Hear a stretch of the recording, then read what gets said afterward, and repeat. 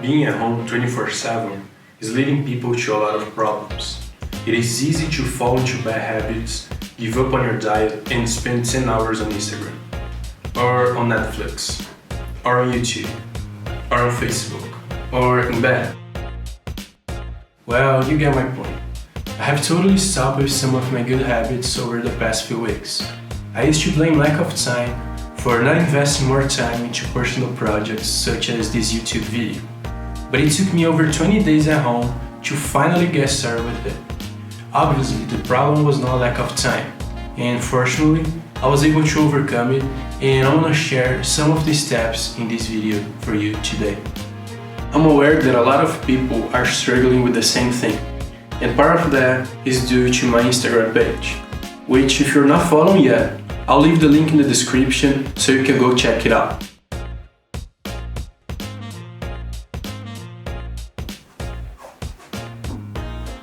So let's get started with it. I want to share 3 tips so you can keep making progress at home.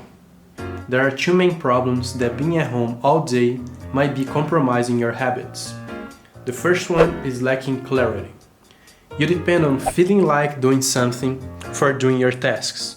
According to James Clear, author of Atomic Habits, you are not noticing things clearly. Many people think that they lack motivation when what they really lack is clarity. They think that they need to get more motivated, that they need willpower in order to execute on a habit. If I just felt like writing, if I just felt like meditating, if I felt like working out, then I would do it. But in fact, they don't have a plan for it, and so they wake up each day thinking, I wonder if I'll feel motivated to write today. I wonder if I'll feel motivated to work out today. But instead, you can take the decision-making out of it by explicitly stating when, where, and how you want to implement the habit.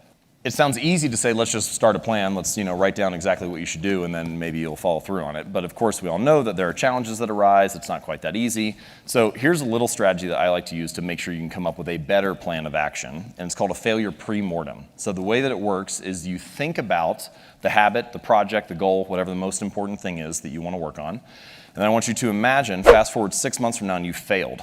And then tell the story of why you failed. What happened? What challenges did you encounter? What was it that took you off course? Once you have all that stuff laid out on the table in front of you, you can start to make better choices about how to develop a plan. You can start to have if-then plans. So not only do I want to exercise for 20 minutes on Monday at 5 p.m., but also if I do not exercise because I have to take my kid to practice or whatever, then Tuesday morning at 7 a.m. I will go in, right? You can have ways to adjust for these challenges. Second thing that is messing with your habits is your environment. You are doing all the things in the same place. Your habits doesn't have an obvious clue to start. When you go to the gym, you have an obvious clue to start working out. When you're at home, you don't. And having an obvious clue is the first step for executing a habit. This is how habits work. Every habit has a clue, which makes the habit to get started. Then, it creates a craving, which makes you to want to do the habit. After the craving comes the response, which is the actual habit, the thing that you want to get started or to get rid of. Then, to make your habit effective and to make the cycle of habits to keep working, the habit needs a reward. The better the reward and the more times this cycle happens, the stronger a habit becomes. So, the way you can solve that is by creating an obvious clue. And have in mind, the more obvious it is, the better. You might relate it to a sequence of activities, to time, to a plan. The importance is making it so obvious you can ignore it.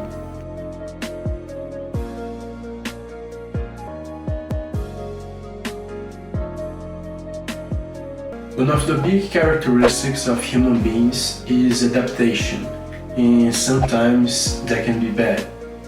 Have you ever heard about the frog phenomenon, which they say, if you put a frog in boiling water, it will jump out. But if you put it in cold water and increase water temperature, it will stay there until it dies. This is actually not true, but my point is you can't get used to being at home forever. At some point, things are going back to normal, and if you have just wasted your time, if you have not invested in your time on personal projects or on things that you should, you have just wasted a huge opportunity. If you're an athlete like me, I know it sucks not being able to practice and compete right now. But instead of complaining and wishing you could do it, you can invest your time on things that you actually can do and that will make you a better person and athlete. There's a variety of ways you can learn and become better.